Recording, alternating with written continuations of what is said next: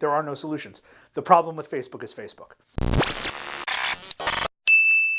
The thing is, Facebook is designed for a better species than ours, right? It's designed for a species where everyone treats everyone really well, where no one hates anyone for being a different gender or different ethnicity. That species doesn't exist outside of golden retrievers. My new book is Anti-Social Media: How Facebook Disconnects Us and Undermines Democracy. Look, Facebook isn't the only reason democracy is on the run and on its heels around the world, but it is a major contributor. I would like to see, a set of stable, trusted institutions steadily producing well thought out, well-researched work, shared among an electorate and debated in a sober fashion. Facebook, which is the largest, most influential social media platform, does two basic things. One, it structures our interactions. Facebook basically decides which of our friends we hear from, and over time Facebook learns that that's the sort of thing you like and those are the sources you like,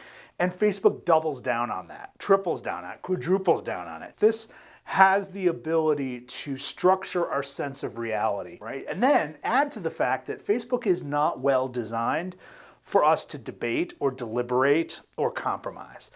It's really designed for the thumbs up. The algorithms upon which Facebook relies favor items that generate strong emotions.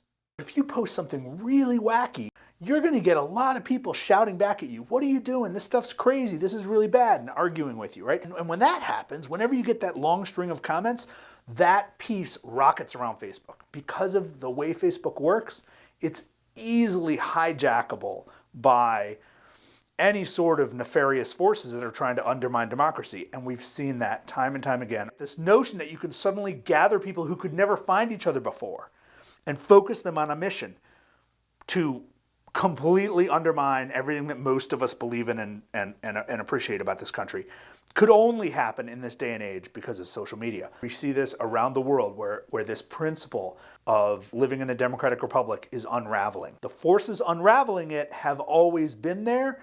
Now they have Facebook. They can reach more people with their crazy message. They can normalize their crazy message.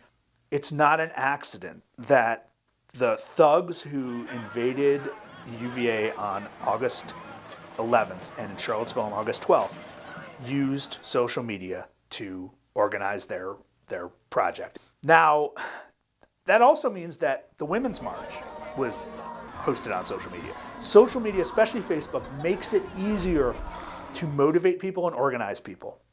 That's not always good. So the real question is, can we live our lives in a way with social media, with Facebook, where we emphasize the good stuff and minimize the bad stuff? The thing is that when I look at Facebook as it's structured, the core elements of Facebook, I don't see a way out. I don't think you can fix Facebook.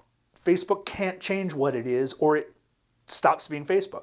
So for all the good stuff, I think we are inviting in much more bad stuff. Regardless of how hopeless Facebook is, I'd like to see the United States adopt data protections for each of us, like the way Europe has, so that if a company like Facebook or Google or any application developer wants to follow us around and track all that we do and all that we think about, that we are given a full acknowledgement of what they plan to do and that we are given the opportunity to opt into that experiment or that program. That's the law now in Europe. The second thing is I would like to see Facebook broken up. I would like to see antitrust law applied to Facebook, or competition law as they call it in Europe applied.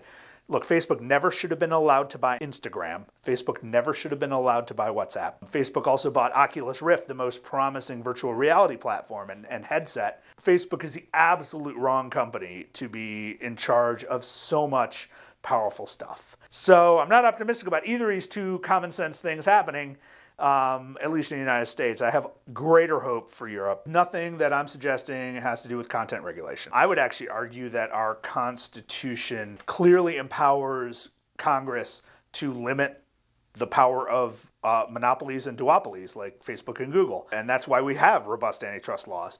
If there is one thing I think every person should do when it comes to Facebook, though, is buy my book.